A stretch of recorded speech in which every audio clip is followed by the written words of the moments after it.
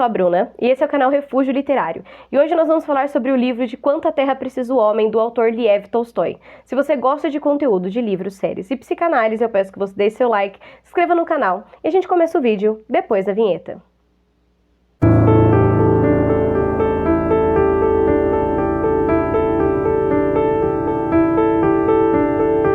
Eu confesso que eu comprei esse livro na Amazon porque eu queria começar a ler os clássicos e ele estava R$12 pela Amazon Prime. Então eu peguei para ler porque eu queria começar a ler alguns escritores russos. E o Tolstói, ele é um escritor russo e eu vou falar para vocês que eu fiquei completamente apaixonada por esse livro. Eu li ele em um dia porque ele é um livro realmente muito fininho. Você vai ler ele assim em uma sentada.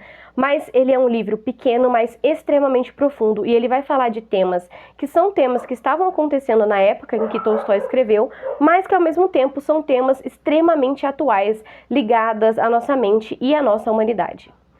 Esse livro ele é dividido em 4 contos. Eu vou falar um pouco de cada conto para vocês, sem dar spoiler do que vai acontecer no final, porque vale realmente muito a pena a leitura, mas eu quero que vocês entendam um pouco sobre o que ele vai falar no livro e que vocês fiquem tão apaixonados quanto eu pelo Tolstói, como eu fiquei fazendo essa leitura. Conto é chamado Do Que Vivem os Homens, e ele vai contar a história de um camponês que ele faz sapatos, ele acaba sendo um sapateiro, vamos colocar assim, e a história começa quando ele não recebe do seu patrão.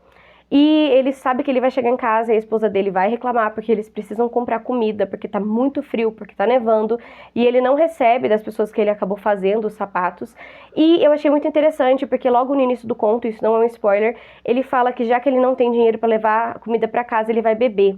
E isso é uma realidade muito comum nos homens hoje em dia. O índice de alcoolismo entre os homens ele é altíssimo porque existe essa questão do homem se cobrar muito em relação à produtividade, trabalho e provisão. Alguns homens, obviamente. Mas esse índice de alcoolismo está muito ligado a isso, à característica de provisão que o homem tem e que muitas vezes ele não acaba atingindo.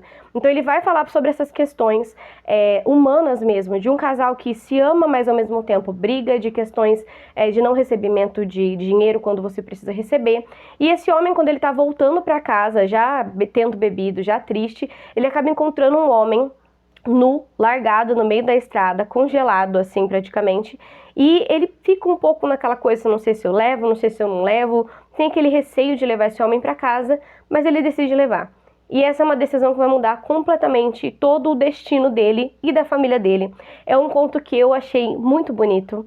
Ele explica realmente do que vivem os homens e o que os homens precisam para viver vai muito além de bens materiais. Não que os bens materiais não sejam importantes, mas existe uma questão central que vai ser tratada nesse conto. Ele é um conto muito interessante.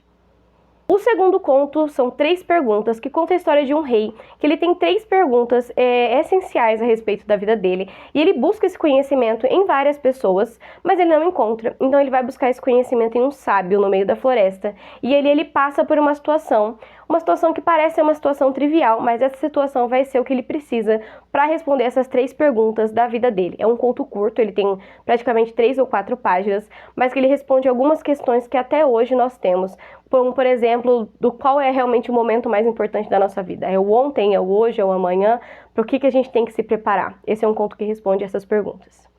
O terceiro conto é um dos que eu mais gostei, que é A Cafeteria de Surat, que vai contar a história de algumas pessoas que estão dentro de uma cafeteria, e cada uma dessas pessoas é de uma religião diferente, e elas começam a discutir sobre Deus, sobre qual é o Deus certo, qual é o Deus da religião correta. Isso é uma coisa também extremamente atual, porque a gente tem essa questão de sempre achar que nós temos a religião e o Deus correto e a religião do outro está errada, e isso é uma verdade que é uma verdade absoluta para cada uma dessas pessoas. É um conto muito legal.